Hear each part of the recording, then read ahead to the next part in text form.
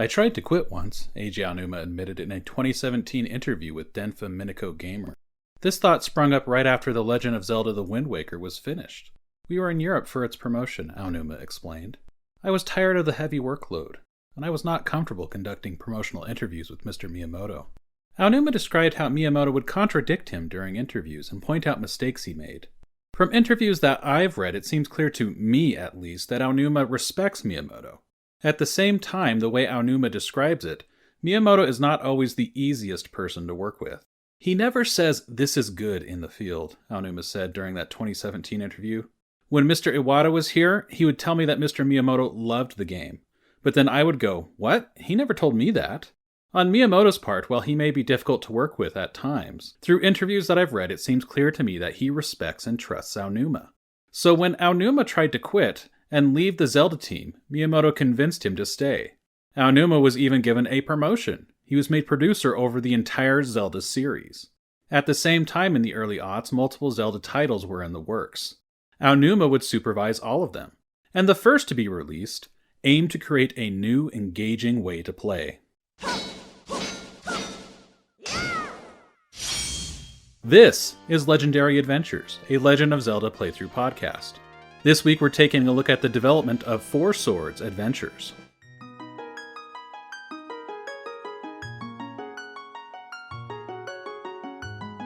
Four Swords Adventures could be seen as representing an early experiment in dual-screen gaming that gives just a peek at the type of gameplay experiences that Nintendo would bring to video games in the future. Dual-screen gaming had been around for a while. Nintendo itself had produced dual-screen titles both in arcades and on their Game & Watch handheld devices over the years. But with the GameCube, Nintendo introduced a new spin on the concept. Before we dive into what I was able to piece together about the making of the game itself, let's take a quick look at the history of Nintendo in the home video gaming market. I'm going to sum this up as quickly as I can. This is not a thorough look at the who's, the how's, and the why's.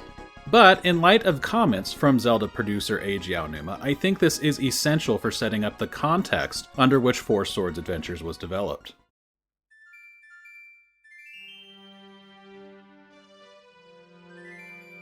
Nintendo released its first home video gaming system in 1977, but things really kick off in 1983 with the release of the Famicom in Japan, which was renamed the Nintendo Entertainment System, or NES, when it was launched outside of Japan in 1985. Starting in the mid-80s and continuing really through the mid-90s, Nintendo was the biggest name in the home video game console market.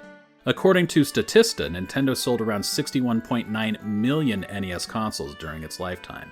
The company jumped into the handheld video game market in 1980 with its Game & Watch series of titles. In 1989, Nintendo released the Game Boy, which became the biggest name in handheld gaming. Again, according to Statista, Nintendo sold around 119 million Game Boys over its lifetime.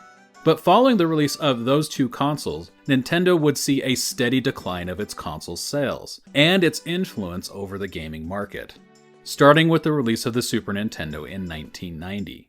Nintendo would sell around 49 million SNES consoles, thanks to Sega challenging Nintendo's video game market dominance. Sony entered the fray in the mid-90s, knocking Nintendo to second place.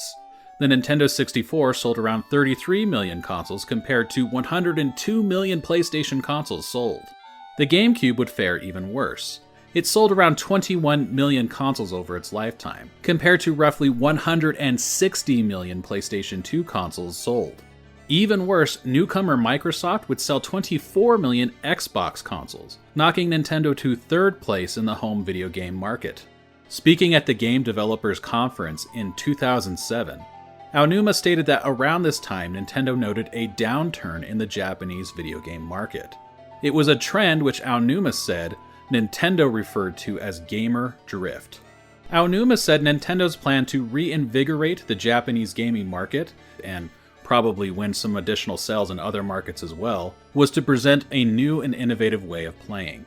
That ultimately led to the creation of the Nintendo DS and the Wii, two of the most successful gaming consoles of all time.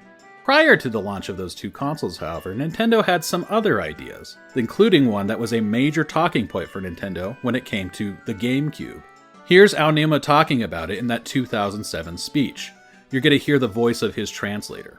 Nintendo recognized the problem of gamer drift, and our philosophy was that a new style of gameplay was needed in order to breathe new life into the market.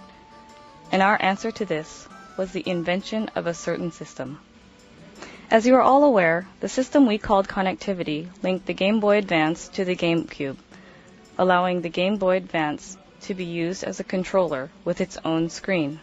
This connectivity feature had been in the works at Nintendo for a while. According to a September 2001 article from IGN, Nintendo was working on a connectivity feature for the Nintendo 64 DD with the Game Boy.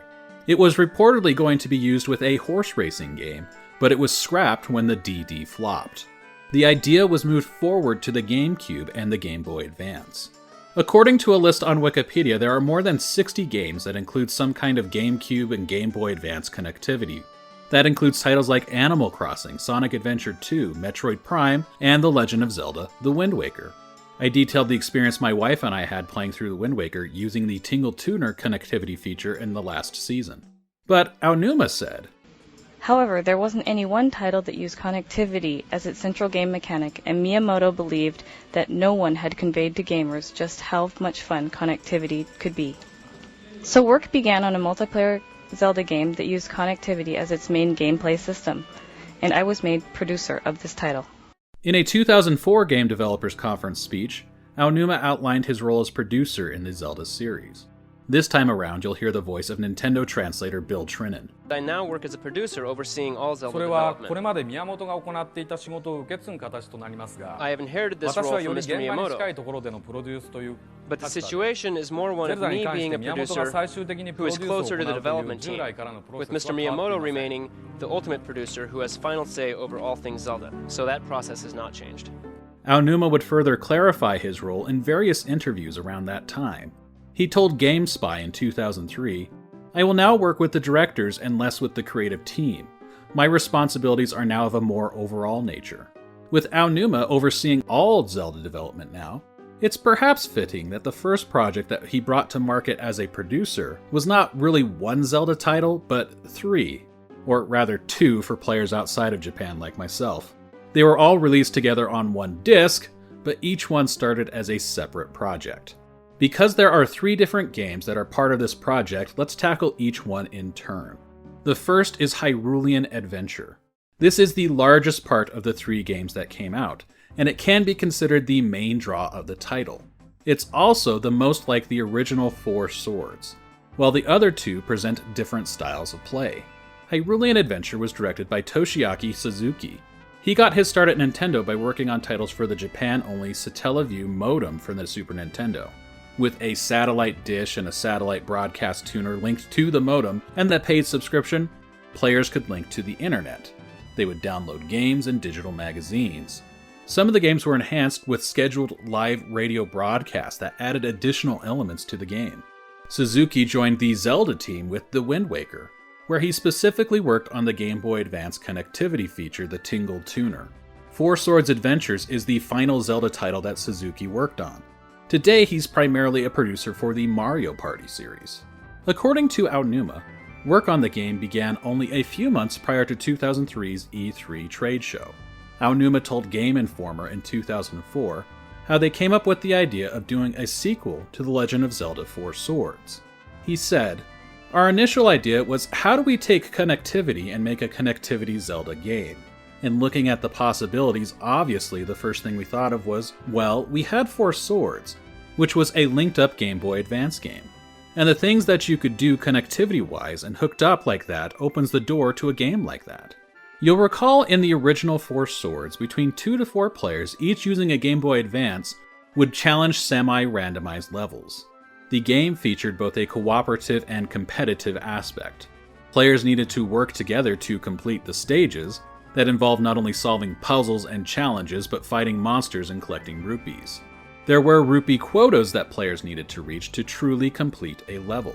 And after each level, players were ranked based on the number of rupees they collected, and a winner was declared. Hyrule Adventure brings that cooperative yet competitive gameplay forward, but it adds unique elements of its own. In an interview with Nintendo Online Magazine, translated by Insider, Suzuki outlined his goal for connectivity, saying, I wanted to use the GBA as more than a controller by combining the two hardware and designing with that in mind. That idea would result in a dual-screen gameplay concept. The TV is the main viewing screen. The Game Boy Advance serves as a secondary screen, with the action moving between each screen. Aonuma said that in turn, this setup resulted in the creation of a 2D Zelda game. It was the first mainline 2D Zelda game designed in-house at Nintendo since Link's Awakening, and the first 2D Zelda game on a home console since A Link to the Past. Eiji Aonuma spoke to reporters from multiple outlets in 2004. The interview was published on Nintendo World Report. In it, Aonuma explained the decision to make a 2D Legend of Zelda game. He said, "There are two main reasons why we went with 2D graphics for the GameCube Four Swords. One was that it was a sequel to the Game Boy Advance Four Swords game, and so for continuity we wanted to retain the same graphic style. The second reason was that as a connectivity game with 4 players, we found it would be a lot easier for people to understand what's going on when all 4 players are on one screen, and when they're looking at it from the top-down perspective rather than a full 3D environment." Nintendo showed off a demo of the game at E3 2003. YouTube channel Archives GameCube Trailers posted a video of the presentation. Good morning, everybody, and welcome to Nintendo's media briefing. Last year, I surprised you all with visuals of the Legend of Zelda, The Wind Waker. And I hope to do the same this year with what I am about to show you. Zelda co-creator Shigeru Miyamoto took the stage and gave the gathered press a look at a number of games, including Four Swords Adventures. He started his presentation in English before switching over to Japanese, with Bill Trinan providing the translation. In his presentation, he showed video of an early build of the game, which primarily used graphics and assets from A Link to the Past. Effects from the Wind Waker, such as smoke effects when enemies were defeated, were in place, but the Wind Waker-inspired sprites and designs that were first seen in the original Four Swords were not yet in this version of the game. Even in these early stages, many features of the game were already implemented. So they're playing all together on this single screen, and as you can see, as they move around, this camera zooms in and out. The demo features the Links playing in a grassy area. Elements of the original Four Swords remains in place, like rupees being the primary pickup, but the demos showcase the unique elements of the GameCube game. Players first cut through grass and bushes before advancing to the next screen, which features a house that players moved in and out of. It looks like Red Link has gone inside the house. He's vanished from the GameCube, from the TV screen, and appeared on the Game Boy Advance screen where the gameplay continues. Miyamoto made a point of showcasing how many objects they could display on screen at once, first showing a rain of hundreds of rupees onto the screen, then showcasing Link battling dozens of enemies on screen at once. That drew audible gasps from the audience. So as you can see, with the GameCube processing power, we're able to put all kinds of things on screen at once, including all of these Dark Knights. なかなかみんな頑張ってた。こういう感じですね。こういう感じなんで、 This gives you a basic idea of the gameplay. 会場の方で皆さん This will be playable tomorrow on the show floor, so please take a look at it. GameSpy's Bryn Williams wrote a piece describing the hands-on demo. He said it consisted of one stage. Williams was impressed with this demo, writing, "The unique connectivity of the GameCube and Game Boy Advance handhelds is truly excellent. The Legend of Zelda Four Swords promotes more smack talk, more camaraderie, and more reasons to own both a GameCube and a GBA than ever before," while IGN called it an insanely fun experience. Following E3, development continued. The game was shown off again at an event in August. By that time, the Wind Waker-inspired graphics had been implemented in the game, and more effects were added, giving the game a more distinct look from A Link to the Past. Writing about this preview, IGN called it Nintendo's best example for GBA connectivity that actually enhances the game for the player. Also writing, "We really like the game's balance of cooperation and competitiveness.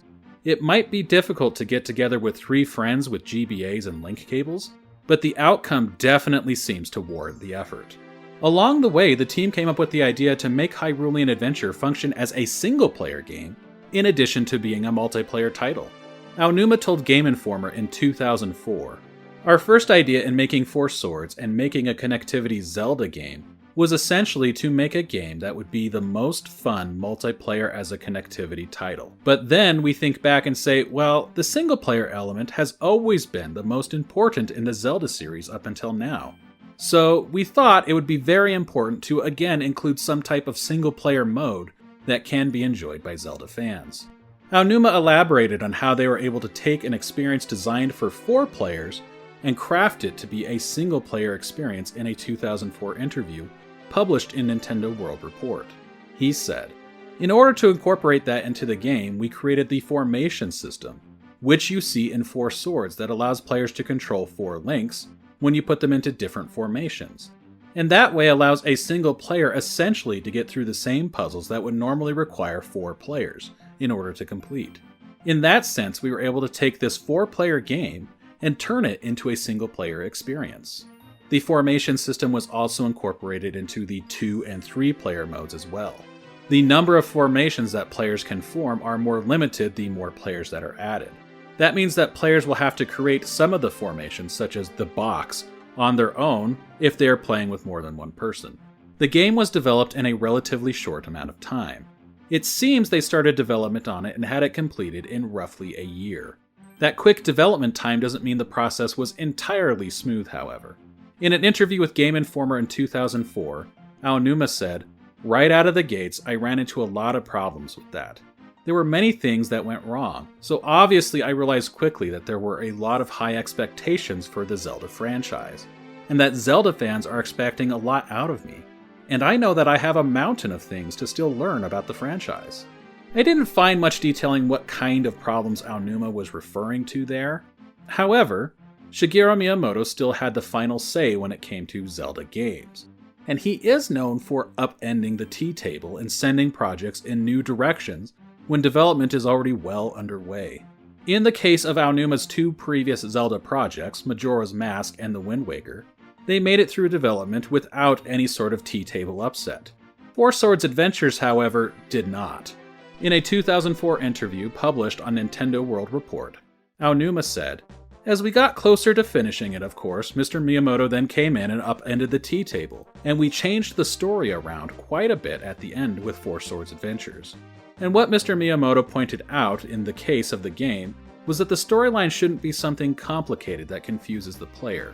It should really be a kind of guideline that helps ease the player through the gameplay process, and helps them understand what it is they're doing. So that was one example of how the gameplay was there first, and the storyline changed all the way up until the very end. Overall, I wasn't able to find as much information out there detailing the development of 4 Swords Adventures, so the extent of Miyamoto's tea table upending isn't totally clear to me, but it seems to have largely been focused on the single player and the story aspects of the game.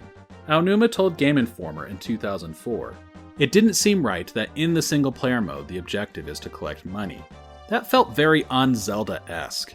In thinking about how we deal with that issue, there was this idea that, well, if we change it so that essentially you're building up or storing up a sort of power in your sword so you can defeat enemies, although it's the same collection and you're collecting these gems, your motivation for it is completely different. As you play 4 Swords Adventures and you collect the gems, you'll notice that the more you collect, the more power gets built up into your sword. It allows you to defeat some enemies. Instead of collecting money, you're collecting the essence of power and putting it into your sword. That's another example of Mr. Miyamoto upending the tea table," he laughed. The story of the game was put together by Suzuki. Based on those statements, it sounds like it was originally more complicated, but it was streamlined and the player goals were more firmly incorporated into the story. I did wonder why in the original 4 Swords, rupees were considered a sign of Link's courage. It seems, based on those comments, that Miyamoto was ultimately willing to overlook that because it was a multiplayer game. But with a single-player experience, it seems he wanted there to be more of a concrete motivation for the player to concern themselves with the heavy collection element of the gameplay. The end result was that rupees were replaced with forest gems. The gems are triangular-shaped jewels.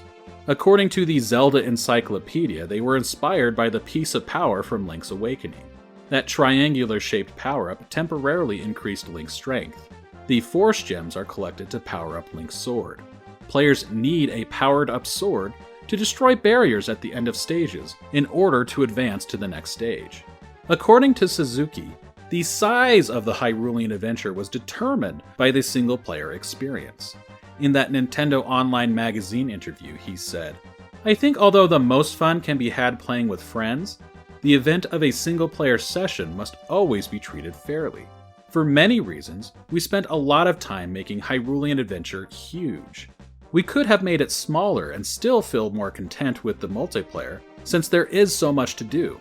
But for single player, Hyrulean Adventure is your main game, and so we really had to make it huge." While they were determined to make a large adventure that would be satisfying to play in single player, the developers didn't want to lose the pick up and play aspect of the game.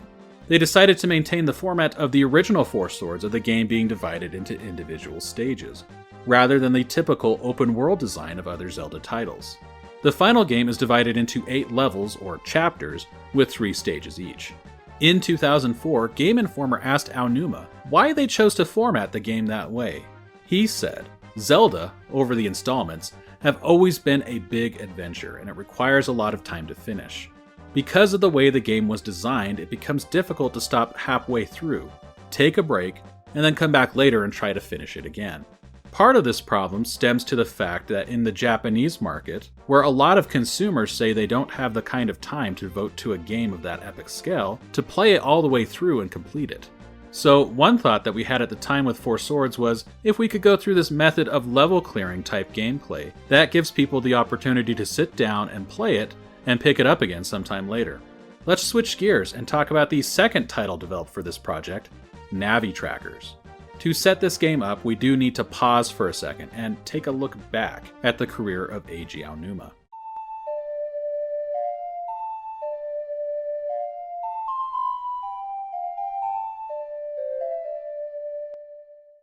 He got his job at Nintendo in 1988, right out of college. Aonuma was an art student who specialized in making mechanized puppets, known as karakuri. Aonuma had never played a video game before, but he was hired to work on them. In an interview with Denfa Minako, Aonuma said that after he got hired, he asked his girlfriend at the time, "What is a TV game?" She loaned him a copy of Dragon Quest, which became the first video game he ever played. He also admits to not being a fan of Zelda at first. In his 2004 Game Developers Conference speech, he admitted, "At the time, I didn't have much experience playing games, and I was particularly bad at playing games that required quick reflexes."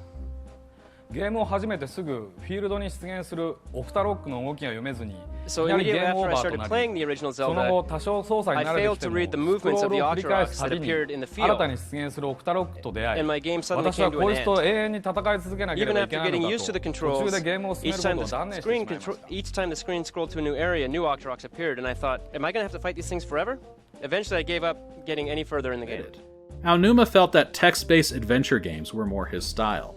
But things changed in 1991, when A Link to the Past released for the Super Nintendo, and Aonuma decided to give the series a try again. I discovered reliable methods for proceeding through the game, and I got the same feeling I did when using command inputs to actively participate in the story そ of し a てその text-based 感覚は adventure. コマンド入力などとは比較にならないくらい実感を And 伴っ yet I た手応 realized え that と those して same 自分に返っ feelings て were くる。 coupled with a sense of play control response that far exceeded what I could この experience 手応 with えを繰 command り返し input 自分の alone. キャラクター So in realizing this and realizing the types of control response that you た could だ get 私 while はそ still の頃ま forwarding だデ on ザイナーである pushing こと through を the 会社から story, 要求 I されていま realized し that た this の was the で、 type of game that I ゼル really ダの wanted よう to なゲー create. ムを作り Early on in his career, Aonuma worked on graphic design, creating sprites for games. Just a couple of years after the release of A Link to the Past, he was given a chance to direct his first game. It released in 1996. It was never released outside of Japan, but the title is often translated as Marvelous, Another Treasure Island. Aonuma said he took inspiration from A Link to the Past when making that game. In 2004, he said, 変化球を投げ But た this 意欲 game called 作である Marvelous 好評を得ま was した。 built upon the Zelda style of adventure events and was praised in Japan as an ambitious work that felt like a change up to the Zelda style of gameplay. ので Now, 何とも言え I've ない never asked 言えない Mr. のです Miyamoto が、 how he その viewed this 後私は game, 宮本から so I ゼルダ can't の新 really 作を make 作 any る claims チー about ム his で thoughts 参加 on する it. ことを示唆 But it さ was れ after this game that he instructed me to join the team that was creating the next Zelda. That brings us to the other main player on this project, Yoshinori Tsuchiyama. He got his start at Nintendo creating sprites on golf games, including NES Open Tournament Golf. which he worked on alongside Aonuma. He also worked on Marvelous under Aonuma's direction, and on a number of Satellaview titles. And like Suzuki, he's involved with the Mario Party series today. The Satellaview titles he worked on included 2 games based on Marvelous, known as Marvelous Time Athletic and Marvelous Camp Arnold. Tsuchiyama directed the second game that was included on Four Swords Plus, which is the title of Four Swords Adventures in Japan, and just like Marvelous, his game never made it outside of Japan. In the Nintendo Online Magazine interview, Aonuma and Tsuchiyama described how the Navi Trackers project began. "We developed a game called Marvelous, which used the Satellaview almost 8 years ago," Aonuma said. "In that game we had a quest where you would collect stamps while listening to a radio which gave you clues. We took that idea and reproduced it using connectivity instead." Tsuchiyama added, "During the initial planning stage, we were using a woman in a passenger seat of a car, giving you vague directions on where to find items. Almost like dealing with an annoying backseat driver, which is giving you horrible directions as you try to reach your destination without losing your patience. Producers suggested we tie this in with the Zelda franchise, and soon enough, Navi Trackers was born. The backseat driver was swapped out for Tetra from the Wind Waker. Her pirate crew and Tingle also make appearances in the game. The game is notable for featuring extensive voice acting. Commentary from Tetra and other characters is fully voiced as a replacement to that radio broadcast element from the Marvelous games. It marks the first time in the mainline series that there was full voice acting for characters. Tetra is checking the progress for each player," Tsuchiyama said. "Tetra will give you scavenger hints and joke around and give progress reports depending on the situation." Aonuma added, "The Wind Waker team spent most of its time with the Four Swords development team with this feature. Initially, the game was called Tetra's Trackers, and it appeared alongside Hyrule Adventure at E3 2003. Navi Trackers also uses a dual-screen setup, though it is different in practice from the one used in Hyrule Adventure. The display on the TV provides a map and a heads-up display for all players who play on their individual Game Boy Advances using that screen." In his write-up on the E3 preview, GameSpy's Bryn Williams described how a round of Navi Trackers played out. "The first step is to play a handful of mini chest games where you need to match power-up items and rupees together. Once that finishes, you'll be able to select power-ups such as the Pegasus boots used for high-speed running, and see how much cash you've collected. All the time this is happening, Tetra remains on the TV screen, talking the players through the process. She even identifies the names that the players have chosen through speech. Next up is an actual tracker level. Find the pirates in their correct numbered order, pay them for their stamps, and you're the winner." In the Japanese version of the game, players use 2 Japanese characters to create the names that Tetra will call them. The E3 2003 demo seems to have been presented in English. GameSpot made a point of calling out the English language used by Tetra in its write-up. Screenshots from IGN and Nintendo World Report also show the demo was in English, with players selecting an initial to be called by Tetra, using an honorific with that initial, such as Mr. A or Miss C. Previews for Navi Trackers also seem to be positive, though not quite to the extent of the Four Swords previews. In his write-up, Williams noted that it may skew towards a younger audience in appeal, but he still expressed a desire to play more and hoped to get it soon. Desmond Gabin, writing for Nintendo World Report, called it the most interesting use of the Game Boy Advance connection to date, but he felt the concept would not be able to support a full release on its own. He wrote, "One can't help but wonder why they don't just combine Tetra's Trackers and Four Swords. They are essentially of the same genre after all." Sure enough, following the preview at E3, the team decided to bundle the 2 games together on a single disc. Aonuma said in the Nintendo Online Magazine interview, "It was really experimental and we weren't sure what direction we would end up going. But showcasing the title generated enough interest in our connectivity Zeldas. As producer, I decided along with the development team that we should fuse the titles together." Development continued on Navi Trackers. They ended up changing the collectible players were after in the game. Tsuchiyama explained, "The scavenger items being collected were stamps. Upon further development and using the Zelda theme, we changed the stamps to pirate medals, which sort of makes more sense." Aonuma chimed in saying, "Mr. Miyamoto spoke to us and told us how a small change can make you rethink the entire game. It is important to make careful and conscious decisions." Developers also included a single-player mode for Navi Trackers. According to IGN, it plays much like the multiplayer game, but players will face off against a computer-controlled Tingle instead.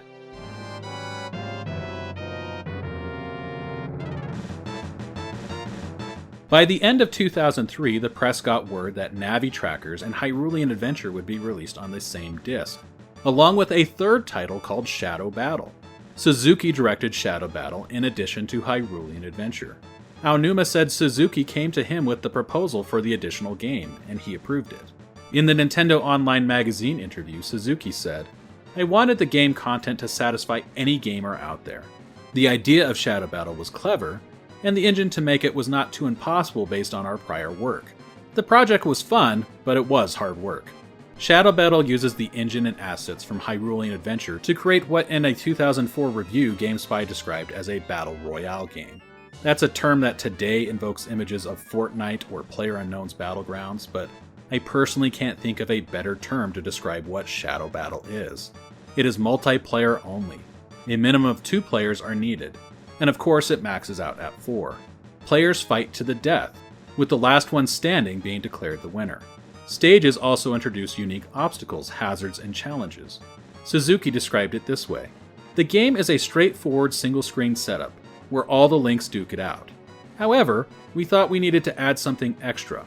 So there are several clever GBA connectivity elements within it." The 3 games hit store shelves in Japan on one disc under the title of 4 Swords Plus in March 2004.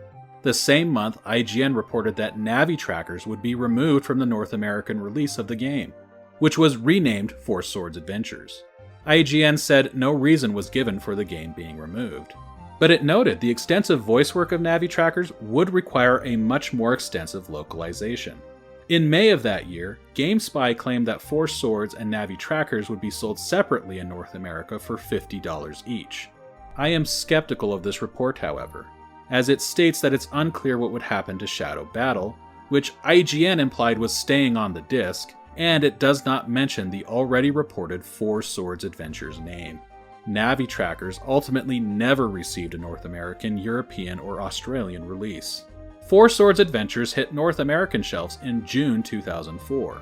It would receive a release in PAL regions the following year, hitting European shelves in January 2005 and Australia in April 2005. 4 Swords Adventures remains to this day the lowest selling Legend of Zelda title. It's hard to pin down an exact number of sales, but all sources that I found suggest that it sold less than 1 million copies. It's just unclear exactly how much. Statista places it around 760,000 copies sold. VG Charts puts it at 810,000. Notably, when I consulted VG Charts, that number reportedly did not include sales from Japan, and I came across some sites claiming around 937,000 copies were sold, and those sites typically sourced VG Charts. A 2007 article on JapanCharts.com put the Japanese sales of the game around 127,000 copies. So if we add the VG Charts number, we could reach the sometimes cited number of 937,000. No matter which number you decide to go with, however, it seems clear that 4 Swords Adventures is the worst selling game in the series. Aonuma chalks that up to the very thing that was ironically intended to help the game win over a wider audience: the Game Boy Advance connectivity requirement. In his 2007 GDC talk, Aonuma said, "And I was very hopeful for the game's release at the beginning of 2004, but the results were not very good and I felt very disappointed by the outcome. I believe this result stemmed from the need for each player to have a Game Boy Advance, and the need for each player to also have a cable to connect that Game Boy Advance to a GameCube. I thought that requirements like these prevented it from doing as well as we'd hoped, but there was another problem. I think you might have noticed this as I was explaining the game, but it suffered from seeming too complicated. It was too difficult to convince the consumer they wanted to play the game. Simply put, it was a challenge for me to give users incentive to play because it was difficult to show how much fun the game was even through television commercials and other advertisements." This season on Legendary Adventures podcast, I'm going to describe my own experience with 4 Swords Adventures. Most of the season will focus on the Hyrule Adventure experience, but you can expect a discussion of Shadow Battle as well. I primarily played through in single-player mode, but I did get some help to check out some of the multiplayer features from my wife Mandy, so you can expect to hear from her as well. If you want to follow along, please subscribe. And if you've already subscribed, thank you. I really appreciate it. You are awesome. I'm Paul Riley, and I will see you next week.